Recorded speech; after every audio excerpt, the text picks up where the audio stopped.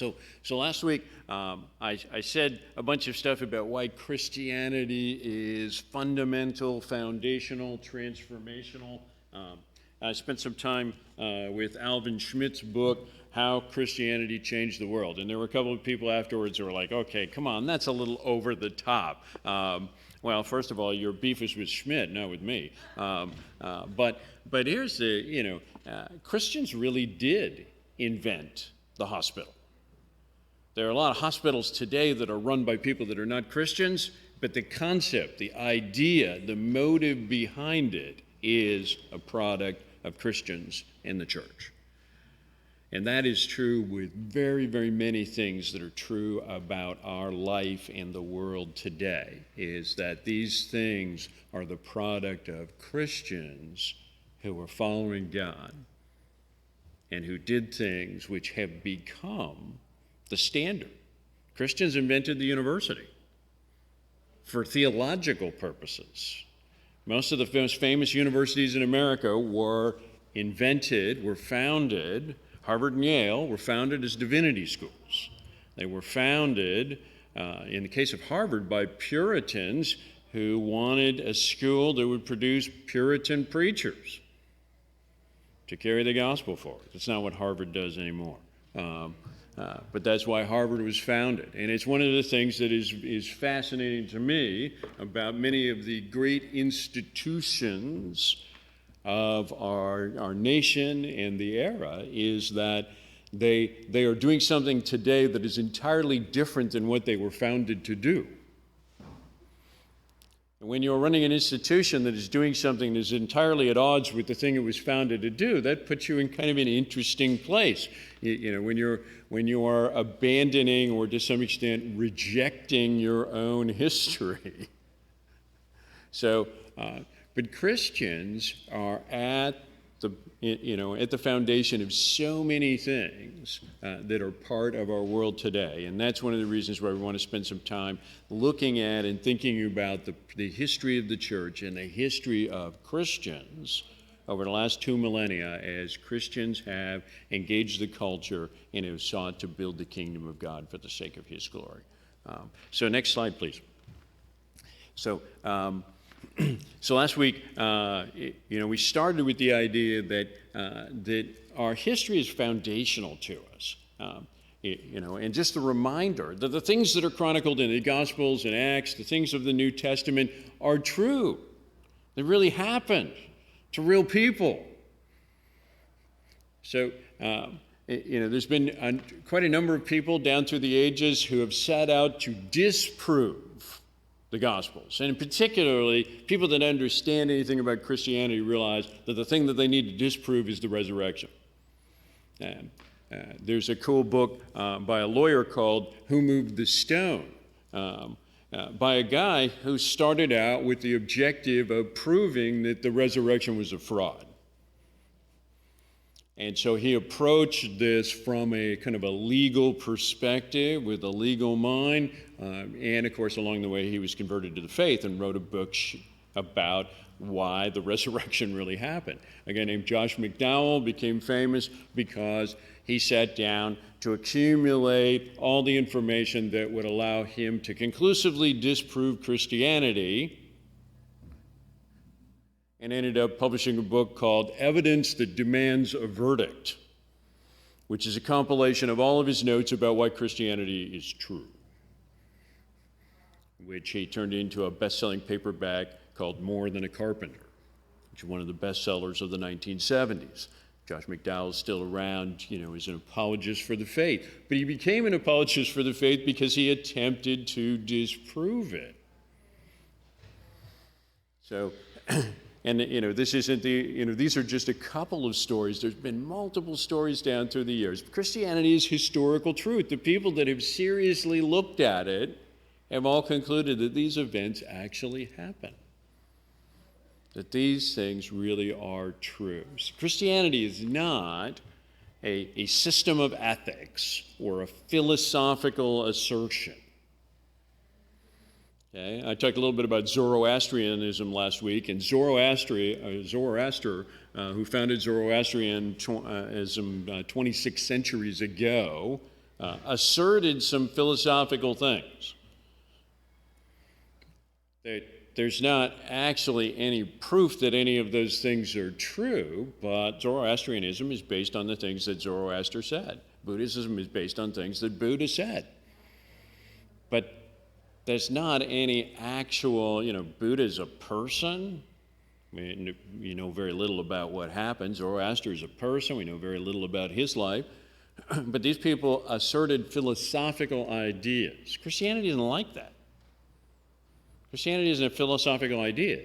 Jesus Christ lived and was crucified and was resurrected. That's the core of our faith. If that's not true, the rest of it doesn't matter. The rest of it is of no significance whatsoever if those are not historical events. And that's different. This is different from any other religion on the face of the earth ever. So and Jesus is, as a historical figure, is unlike anybody else. There's nobody else. There's nobody else who makes the claims that Jesus does all through history. I am the way. I am the truth. I am the light. No one comes to the Father but by me. Okay, when guys like Thomas Jefferson start editing the Bible to make it more comfortable for them, that's where they start, is taking the Sharpie and lining out that kind of stuff, because they're like, that makes me so uncomfortable. It must not be true. Okay? Because if that statement is true, it demands that you do something. It demands that you respond to it. But our history helps us to understand, how do we get here and who we are. So our history also helps us to steer, that is, to understand how do we go forward in the world? How do we go forward in this life? How do we persist in that which is true? How do we stick on the track? How do we stay on the right path? We need markers. Your word is a lamp unto my feet. So we need not to not lose track of who we are, why do we do what we do. So when we make decisions, we've got to persist in the truth. One of the challenges that we have in the church always is to remember, who we are and why we exist. People from time to time have asked me, what do you do?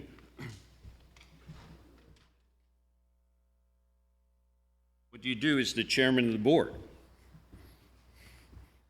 I run some meetings and stuff, but my job is to remind us who we are and why we exist, to help us steer, to persist in the truth. We're not a social service agency, we're a church. We're about the gospel. We're about the gospel in this place. We're a church in this community. That means that we're going to do different things. Barrett and I were talking a little bit before about, in the 60s, there was no Christian bookstore in the state of Rhode Island. And so we built an additional building across the street and had a Christian bookstore. And when I became the chairman of the board back in 2007, we still had a Christian bookstore, except it was no longer the only Christian bookstore. So 13 years after the bookstore closed, we had somebody come by recently looking for our bookstore because they assumed it must still be here. Because, we must still be doing that. Because in the late 60s and the 70s and the 80s, the Christian bookstore in the state of Rhode Island was here. By 2007, there was a Morning Star up on Bald Hill, Christian Book Distributors was available online, Amazon was selling Christian books, P&R Publishing has their website, you can buy direct from them. So, people were coming to our bookstore by 2007 mostly to buy greeting cards. Well, okay, is that core to the mission of the gospel in this place? So we gave up the bookstore. And there were some people who were heartbroken over that because they were like, no, you gotta keep the bookstore. No, we gotta keep focused on what is the mission of the gospel in this place today. We did the bookstore to fill a need, but the need had gone away. Because the need had gone away, we need to do something else. So we had a lot of parking lot. We put some basketball hoops out there. And we had Dick Donnelly was doing a clothing ministry out of the trunk of his car. And so we decided to take that and turn it into functionally retail for the sake of the gospel. How long will we have a clothing closet? As long as it resonates in this community as a way for the gospel to go forward. As long as we can use that to help us persist in carrying this truth. That's the point. It's a means. The bookstore is a means. Clothing closet is a means. The basketball courts are a means. There are people that call us Quidnesset Basketball Church, but we will not do basketball forever. Because at some point, it will no longer be a useful means to engage this community, at which point we will stop and we need to do something else.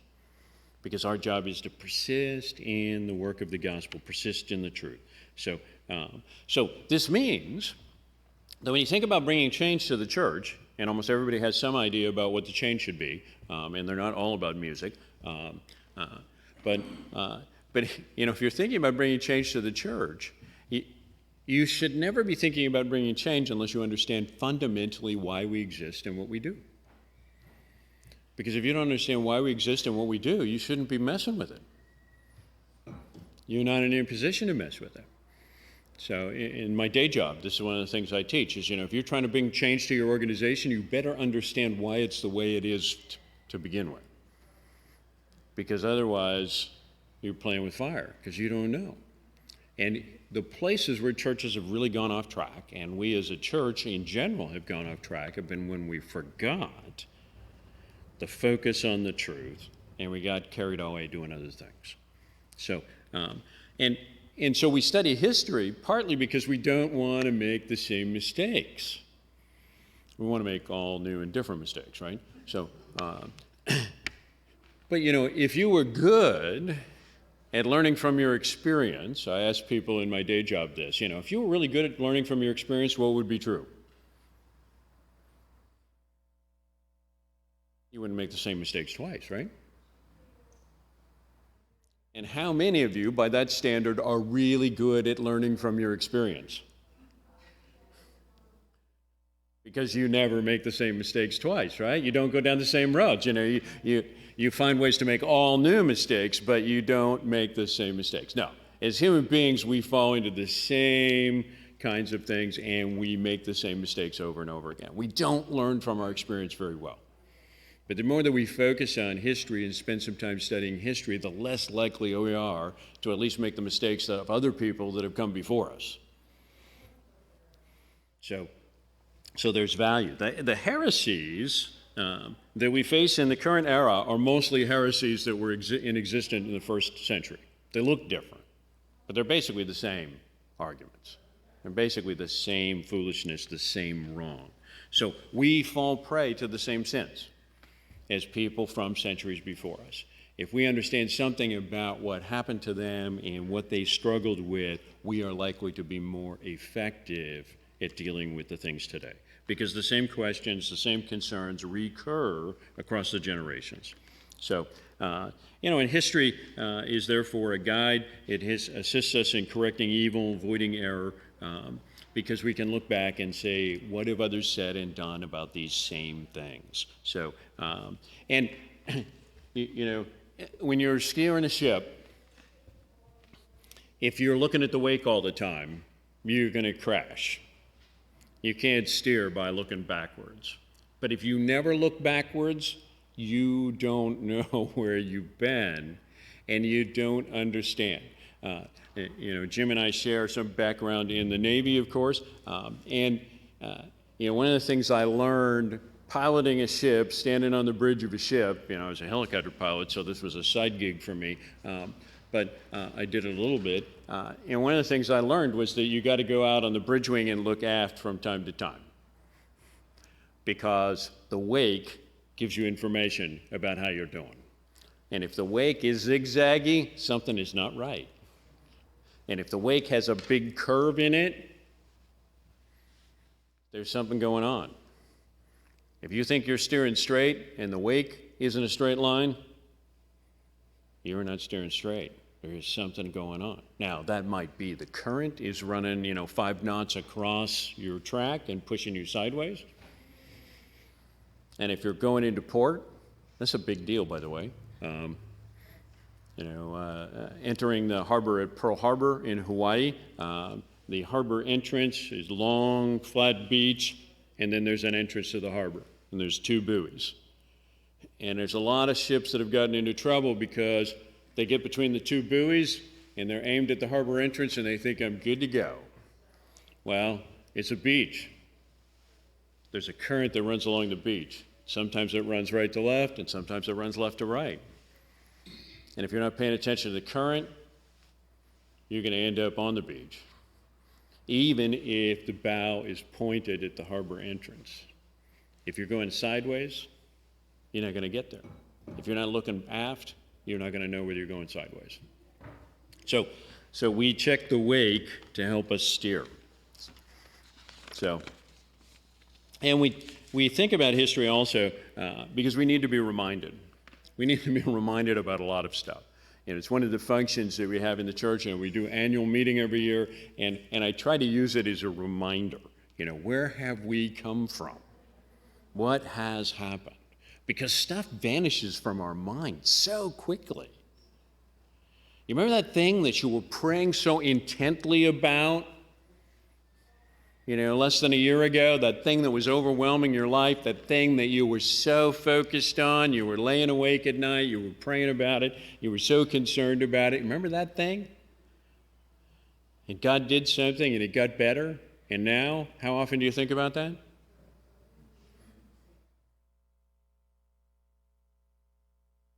It tends to vanish, right? If we don't look back, if we don't remember, we forget. We forget what He did. We forget how He has worked in our lives. We forget the things that we prayed for that God brought to pass. And so we need, to be thankful for all the things that God has done. And we are thankful because we remember. And one of the things that's going on in the dynamic of life is that the world is throwing lots of stuff at you so you won't spend time remembering and being thankful, so that you'll be consumed by the moment and you will forget to be thankful. So, we need some respect for our heritage. Those who came before us have served faithfully and well. We inherit a church that is a product of the faithfulness of many people down over long years. The gospel has been preserved because God has used many faithful people down through the years. And we need to appreciate that. And also, we need to be inspired by that we are the faithful today. And we carry that same load today. But we are never, in the church, we are never in year zero. A totalitarian government usually resets the clock to year zero. Hugo Chavez, when he took over Venezuela, declared that it was year zero. That is, it's the beginning of time. Nothing that's happened before matters. Okay? Now is the only beginning. There's no history. We're going to forget everything that came before and live in this totally new reality. We're not like that. We're never like that. We live in light of 2,000 years of church history, of 2,000 years of faithful people carrying this gospel to places near and far, to every tongue and tribe and nation.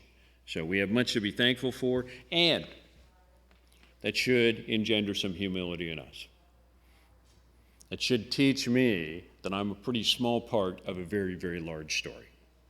And my part matters, but my part is not actually the central role as much as I would like to think that it is, right? I mean, it's pretty easy for me to think that my life is the most important life that has ever been lived in all of history, right?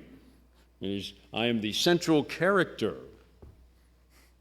of everything. When you're 4 years old, that is totally true, right?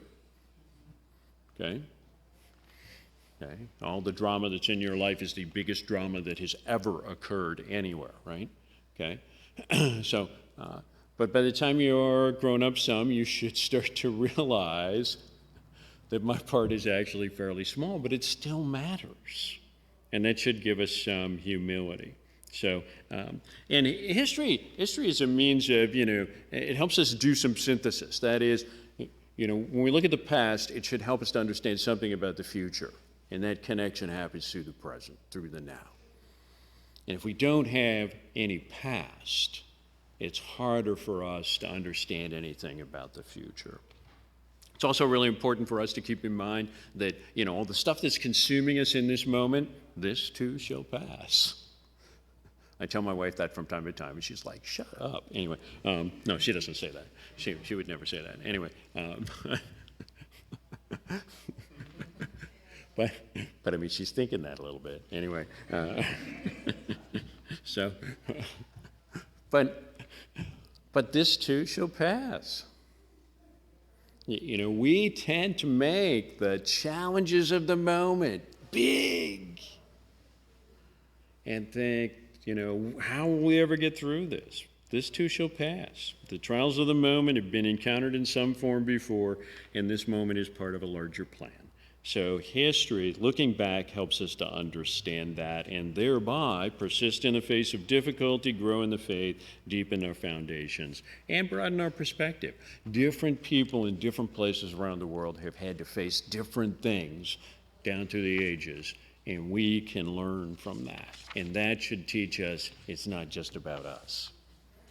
As much as I want it to be about me, it's not. So let's talk about what are some approaches to church history. So this is from some stuff that I'm using from Cairns' book, Christianity Through the Centuries. I pulled this, by the way, from the church library there because there's three copies of it in there. So I figured I could borrow one for a while and it would be okay. So this is a straight up text, if you will, about the history of the church across 2 millennia. And Cairns has a not particularly useful diagram in here on page 17 about these 3 ideas. So let's skip past this and talk about what does this really mean. So, God, man. What do we think about how man understands God? What do we think about how man knows God? What do we think about how man engages God? Well, first big idea is that God speaks to man, that God provides divine revelation, that God reaches down to man, providing revelation that allows man to know and understand God. Prophets, teachers, scripture, that all these things are ways that God speaks to man, and that man is spoken to by God. So this is the Hebraic tradition. This is what we got from the Jews, that God speaks and man listens. And Moses goes up to Mount Sinai and God speaks to him. Moses doesn't go up to Mount Sinai and say, hey, God, here's what I think is going on, and God doesn't say, oh, thanks, Moses, that's very helpful. No. Moses goes up to Mount Sinai, and God speaks. Okay? The prophets speak. Okay? Preachers and teachers speak. So that this is the fundamental idea. Well, that's one idea. Well, here's another idea.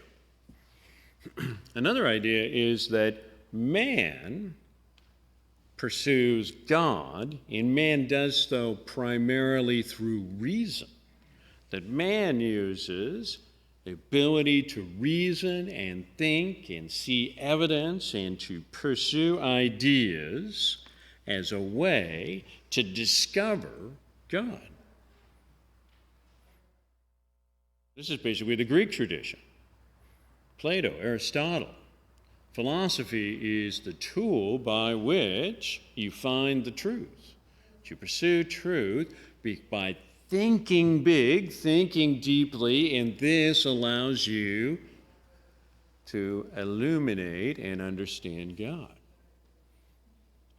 But there's another possibility here. There's another thing, and that is, what about synthesis? That is, man is pursuing God by reason, and God is speaking some revelation, and it's the ability to put those two things together that creates understanding.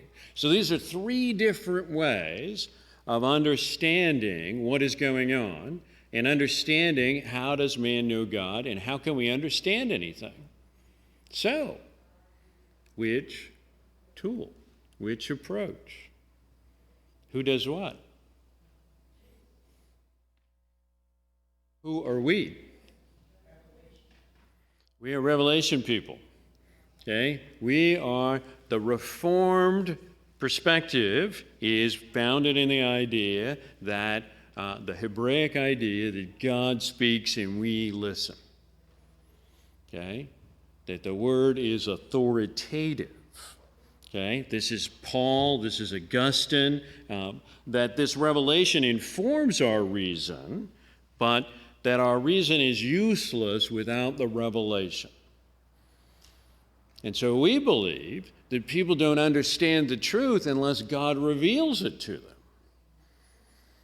So that evangelism is not just your powerful ability to explain the truth, it's your faithfulness to carry this truth and God's work of revealing it to other people.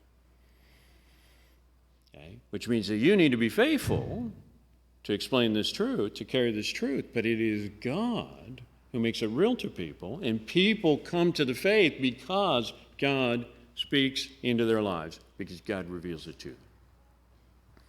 So that's the tradition that we live in. The Word is unchanging. God is sovereign. The Word is an eternal standard that doesn't change through times and places. But that we respond to it in different ways, in different times and places, because we are different. But God is not. Man changes, but God does not. God's revelation is the same. So that's us. So, what about the reason, guys? It's a Greek tradition. It's philosophy drives that. Today, that's functionally the liberal tradition. That is, that's the tradition that says, look, the church needs to adapt to its context. It needs to interpret the word in light of the perceived reality all around. And it needs to find ways to flex and adapt to that because man discovers God, and man, from wherever we stand, we figure out what God is like and we apply that. And it's up to reason to drive that. That's the liberal church, if you will. Liberalism in the church, which I'm not talking about politics here. I'm talking about the idea of churches that believe that you adapt to the context, you change as you go, and that you see the word in light of your reason and in light of the context of the day. And so when you operate in this mode as a church, you say, hey, there's a bunch of stuff in the Bible that doesn't really apply anymore.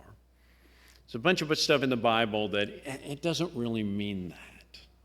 There's a bunch of stuff in the Bible that's in that culture, and we don't do that anymore. So this is my reason, takes me in the direction of Thomas Jefferson, where I'm editing the Bible because a bunch of it is, I'm smart enough to understand that that's not actually what God meant. God clearly meant something else. So, and I've got that. Okay? So this is, reason is the path to edited Bible. I edit the Bible in ways that work for me. I get rid of the stuff that is uncomfortable for me. All the things that make me do stuff that makes me uncomfortable, I just say, well, God didn't really mean that stuff. That doesn't apply today. Okay? And when you find yourself doing that, that's uncomfortable. I don't think that applies to me.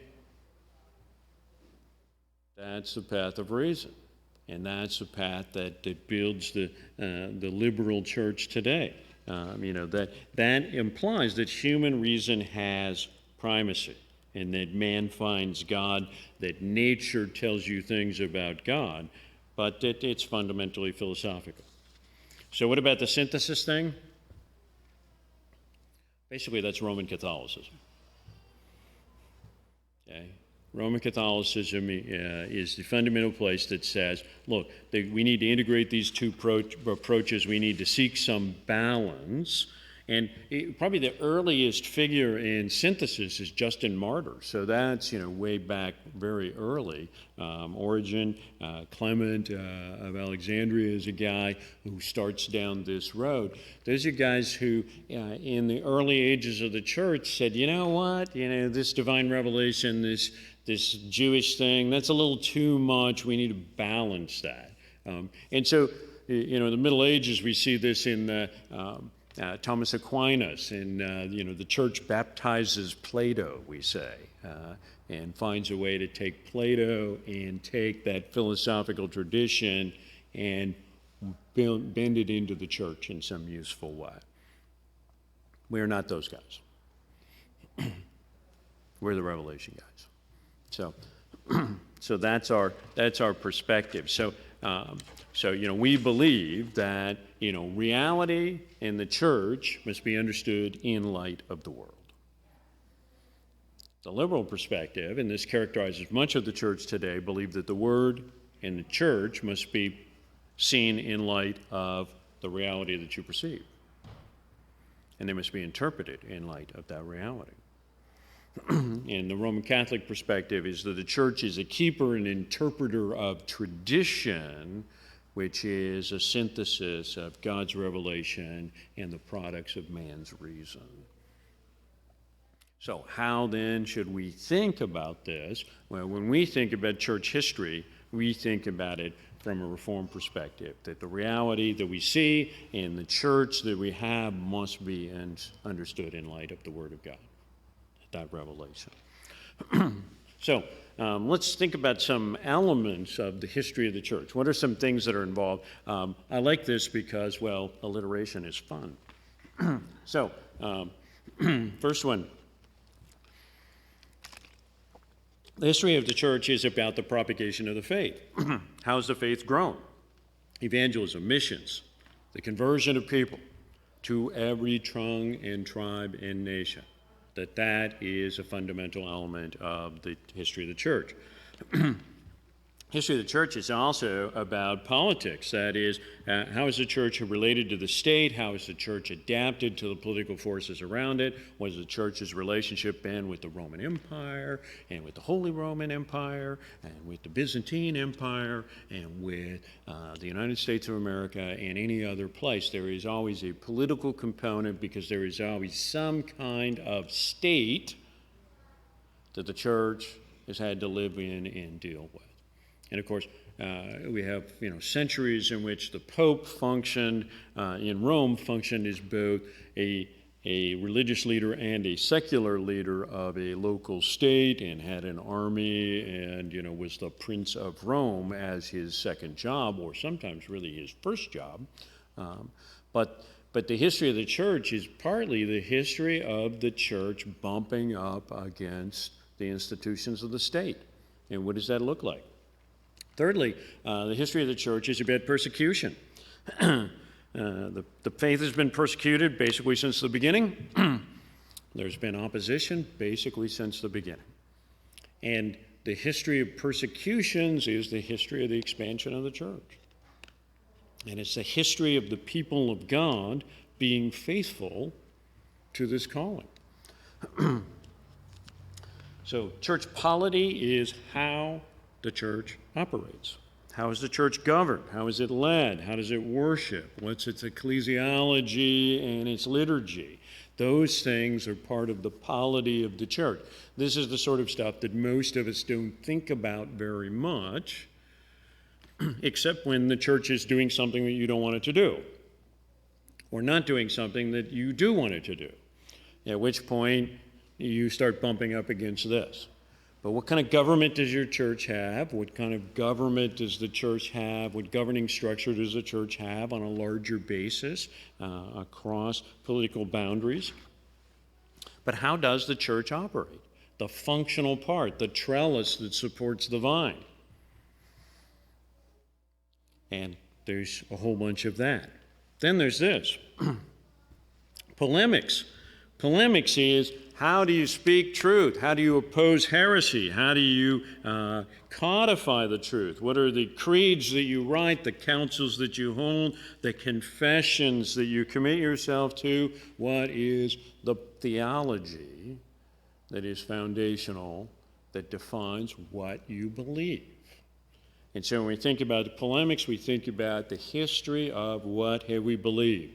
And what are the ways that we've had to argue through and work out what do we believe? So, praxis. The practice, how do we live out this faith? How shall we then live? How shall we influence the world? What does it look like to be us? What do we do because of this truth? And how do we do it? What liturgy, what music, what kind of public prayer, what do we actually do functionally? What kind of ministry do we engage in? These are praxis. These are the actual practices, the things that we are doing to actually execute what it means to be the church. And then, lastly, of these, what do we teach? How do we teach it? How do we make disciples? How do we catechize people? How do we help people to be built up in the faith? What do we do? What kind of hymns do we sing? What kind of art do we post? What kind of architecture do we have? You know, I'm always saying, hey, we're Baptists, how do you know? When you walk in this room, you should be able to decode that we're Baptists. There's a tank in the back, and the pulpit is in the middle. You walk in many other churches, that's not true. The tank in the back and the pulpit in the middle say something. They present to people what we believe. We believe that baptism is important, it's public, and it involves an ability to speak the truth, to share the truth. And we believe that the ministry of the word is fundamental, that it's core, that it's the most important thing that we do. So the pulpit's in the middle. You've been in churches where the pulpit's not in the middle, right? And that symbolizes that something else, that presentation says something else is more important. And so these, you know, like I said, I'm a sucker for alliteration. So, but these are elements of thinking about what are all the different elements of understanding the church down through the ages. So I wanted to throw those out at you. So let's think about some background. When you think about the church happens in a time, in a place, to people who have a history. It's not year zero. They're not blank sheets of paper. They come in with something. They have a cultural background, a history. There's a social way of doing things for those people. The people in the New Testament are in a culture that sees the world in a particular way. They have a history that informs the way that they think. Okay? So socio-cultural and historical factors are always a big part of the story. And so these are things that I really am personally very interested in. But I want to talk about these things. So starting Old Testament heritage. We have in the church a heritage that comes from the Old Testament. Okay? Jet tour through the Old Testament. The story starts with patriarchs. What does it mean? What is the era of the patriarchs? What does that mean? Well, in the time of Abraham and Isaac and Jacob and down in Joseph and in that era, in that age, the church was basically a family. The family is a basic unit of life. It's a basic unit in the church. The beginning of the church goes back to 12 tribes, which are the product of a family. Families are fundamental to the Old Testament story, and they're fundamental to the way that we think about the church still today. And much of the Old Testament is about family problems, family conflict, issues about inheritance and brothers who either get along or who don't get along, and who marries who and when and under what circumstances. All things that are actually still part of what we grapple with today in the church. So part of our Old Testament heritage is family, because family is fundamental to the Old Testament story. It's still fundamental to us. After the family, the 12 tribes part of the story, you have the era of the judges. Okay, I'm being like super high, 60,000 foot view here, right? But what's true about the era of the judges? In the era of the judges, everyone did what was right in their own eyes. And how'd that go? Just in a few words. Okay? Yeah. So not well, right? Okay. And one of the things that you see when you read the book of Judges, by the way, is that it gets even worse the longer it goes on. Okay? The successive judges the first judges are fairly effective and it kind of works, but the longer that it goes on, the less effective the judges are and the less it works, right? So in the era where everyone does what is right in their own eyes, there is, when there's very limited authority, there's no accountability, there is limited effectiveness, people are unwilling to lead. The story of Deborah in the book of Judges is about there aren't any men who are willing to man up and lead and be responsible. And so Deborah finally said, fine, God's calling me, and I'll do it, because every man that I know has failed. Okay? Something that echoes today, right? In the lives of a lot of single moms and other people. Okay? So, but Judges tells us when there's a failure to lead, when there's no accountability, that bad stuff happens. Maybe not immediately, but it will. And the echoes down through the generations are incredibly painful and difficult. So, kingdoms. The people cried out for a king. God raised up a king, then replaced him with a king that was a man after God's own heart. And we see an era of kingdoms. And of course, as soon as Solomon is dead, the kingdom ends up split, and the split kingdoms are brothers, as you will, which means that they spend most of their time fighting with each other. And only occasionally, sometimes a bigger somebody, they fight together when a bigger somebody comes to threaten them, but other than that, they mostly fight each other because, brothers. But the kingdoms fail because the idea that the king will save us proves to not be true. The people want political leaders so they can look like everybody else because political leaders will save us. But it's not true. Somebody you've talked to recently or read their stuff on Facebook has told you that political leaders will save us. They haven't been reading their Old Testament. Okay? Wasn't true then, it's not true now. Okay? Another thing that shows up in the Old Testament is exile. What are some exiles that happen in the Old Testament? Okay? Abram is sent out of Ur.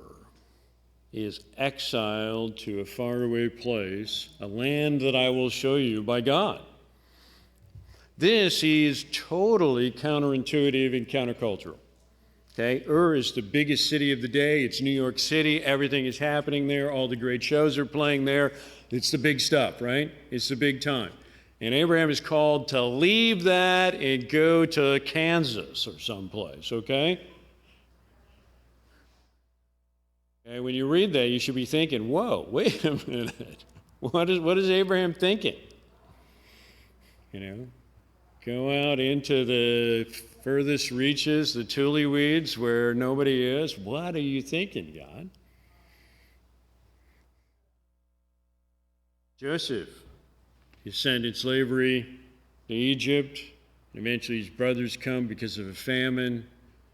The people are exiled to Egypt, where they are subsequently enslaved.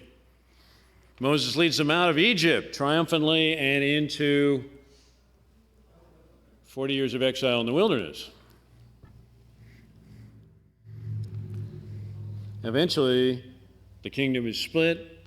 The Assyrians come and exile the people of Israel, the 10 tribes of the northern kingdom, send them into faraway exile, from which most of them never return. Then the Babylonians come and conquer Judah and send the people into exile in Babylon, an exile from which many of them, perhaps most of them, eventually return. Later, post-New Testament, the Romans come and destroy Jerusalem and exile the Jews from Jerusalem for several centuries. For several centuries, Jews are banned from being in sight of the city of Jerusalem. The cycle of exile is a key part of our Old Testament heritage, and it's supposed to teach us something. You are sojourners on this earth. Not from here. You're only visiting, and you should live like that. That's part of our Old Testament heritage. That's part of what we're supposed to learn. Foreign occupation. Almost as soon as they move into the Promised Land, the Philistines occupy part of the territory and subjugate them. The story of the book of Judges is the story of there's an occupation from Edom, and there's an occupation from the Philistines, and another occupation from the Philistines, eventually Moab. The kingdoms become dependent on Egypt for military support and become an Egyptian satellite for a century or more.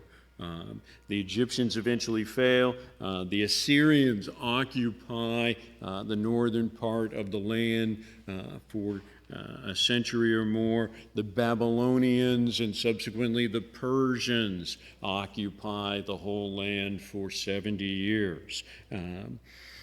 Eventually, a guy named Alexander the Great comes through with an army of Greeks and expels the Persians and occupies the land. And his successors occupy the land for 200 and some odd years until the Maccabean revolt. And after a brief period of independence, the Roman army comes and occupies the land. So in the New Testament era, when the church is founded, the land is under occupation, and it's part of a long cycle of occupations. What are the occupations about? Why does that keep happening? Taxes. Okay. It's always about taxes. These are reminders that we're dependent on God. These are reminders that when we fail to depend on God, that we'll be vulnerable to other kinds of things. These are reminders that it's really not about political power, being great in our own minds and in this era. But the cycle of foreign occupation is large in the way that people in the New Testament era think. And then there's prophets. forthtelling, telling the future, and foretelling, or forthtelling, telling the truth, and foretelling, telling the future. And most of prophecy is forthtelling. It's telling the truth, not so much telling the future. So, but prophets calling people back to the ages, and people in the Old Testament, their record of listening to prophets and doing the right thing is not good. Not good. Not good would be correct. Okay, Jeremiah, is the second longest of the prophetic books in the Old Testament, and Jeremiah's ministry is noteworthy for what? It's absolute and total failure. How many converts did Jeremiah make successfully? None. How many people believed Jeremiah and did what was right for any period of time? None.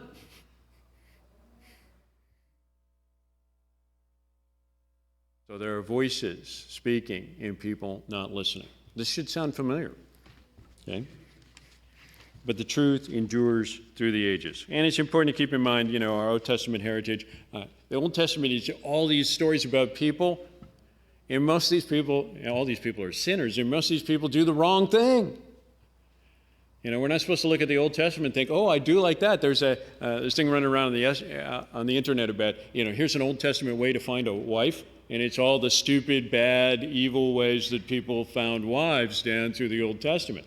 It's like, no, those aren't in there to endorse those ideas, okay? Those aren't in there to validate those, to justify, kidnapping the dancers at the Harvest Festival and carrying them off as a wife. No, that's not.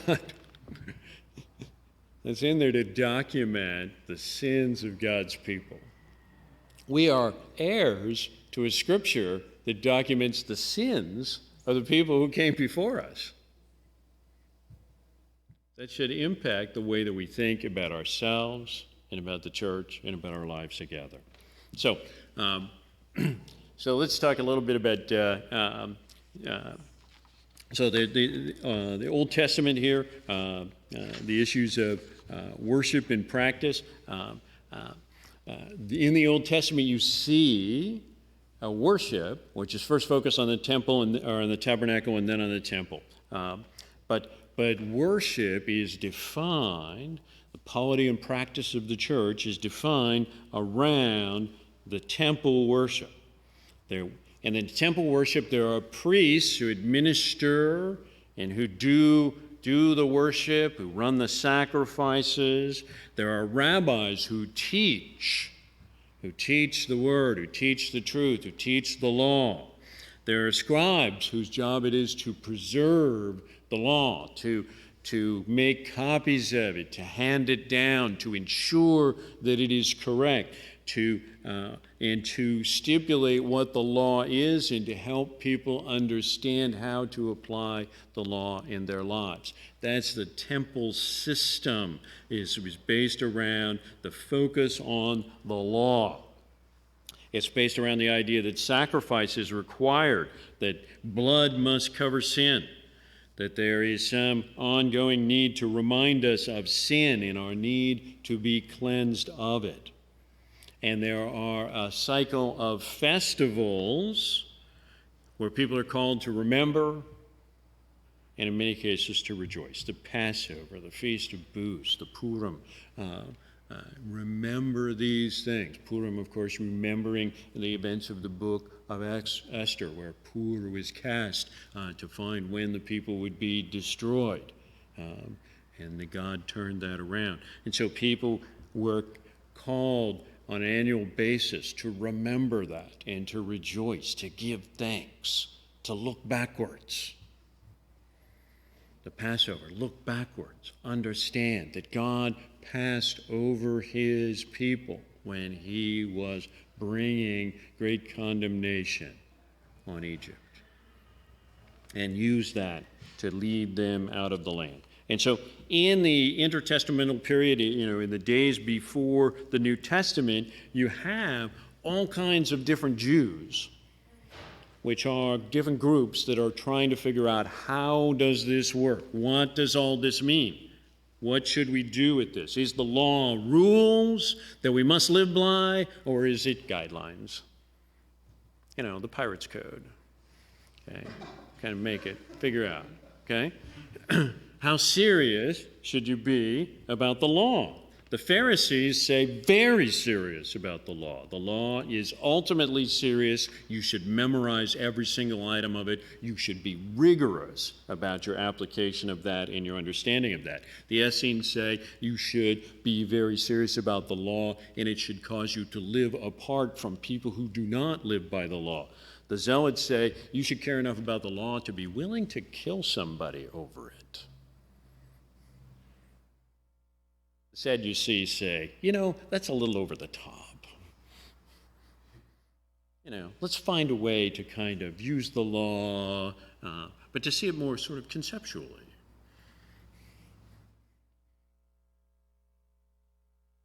So, shall we engage the culture or separate from it? Still a question, right? Okay, the Sadducees say, no, you got to really engage the culture. In fact, you can't be separated. You really have to be very connected to the culture that's around you if you're going to have any influence. And otherwise, they might come down, tear down the temple or some catastrophe like that. So clearly we have to engage the culture. The Essenes say you gotta separate from the culture and go live somewhere else, maybe in the desert by yourselves, to be away from those influences. The Pharisees say you just have to live really different. You got to dress different. You got to look different. You got to talk different. You got to walk different. You got to be different in identifiable ways every single way. And the Zealots say, what you ought to do to the culture? You ought to overturn it. You ought to destroy it. You got to blow it up. The people who don't get it, you got to fight. Okay? So there is an urge to purification here. The Pharisees think you're purified because you follow the law in rigorous ways and you purify yourself on the inside. Jesus eventually says, what about them? You are whitewashed tombs. You are rotten on the inside. You don't get it. You missed the mark. Okay? But attention and adherence to the law is the big driver for the Pharisees. For the Essenes, it's just you get purified by getting away from things that are impurity. You go live in your own community. You stay away. You don't have any friends who are unbelievers. You don't deal with people who are unbelievers. You stay away from unbelievers. You have your own television network. You have your own radio station. Okay. Well, sort of. Anyway. And the Zealots believe that you purify the land by driving out the impure. The most committed of the Zealots were Sicarii. Sicarii is a word that means a long, sharp knife. And Sicarii carried long, sharp knives. And in Jerusalem, in the crowded streets, when they saw somebody, they thought, that person doesn't get it, that person totally has failed us, they stabbed him in the crowd and walked away.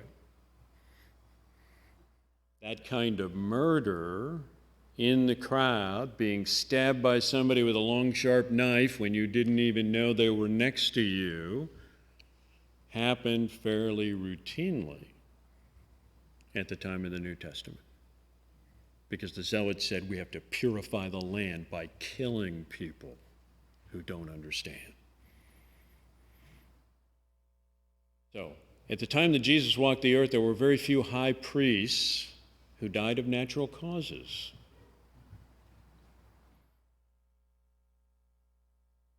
So, let's talk about, I'm over time. Give me one more slide here. So next time, I'm going to talk about foundations for us, the Jewish perspective that infuses a lot of what we do, which is driven, first of all, by messianic prophecy and the things that the Jews thought might be true about the Messiah. It's driven by the Jews' invention of time. And I'm not kidding about that. The Jews invented time. If you have a watch, It's the fault of the Jews. Okay? It boils down to that. Okay? If you used a different calendar this year than the one that you'd used last year, that's the fault of the Jews. Nobody else had thought of that before they did. So we'll talk about time next time, and we'll talk about the Jewish perspective of God, the Messiah, the apocalypse. But these are the foundations that we get from Judaism. And then we'll take a look next time at foundations that we get from the Greek perspective and the Roman perspective, and what is, at the founding of the church, the cultural forces and the things that influenced those 12 guys that Jesus called as disciples, the other people that became apostles, and those who were drawn into the church. The people that you see in the book of Acts are all people who are culturally Jewish, Greek, Roman. And most of them are not just one of those things. There's some mixture of those things. And the way that they respond to Jesus is driven by that thinking.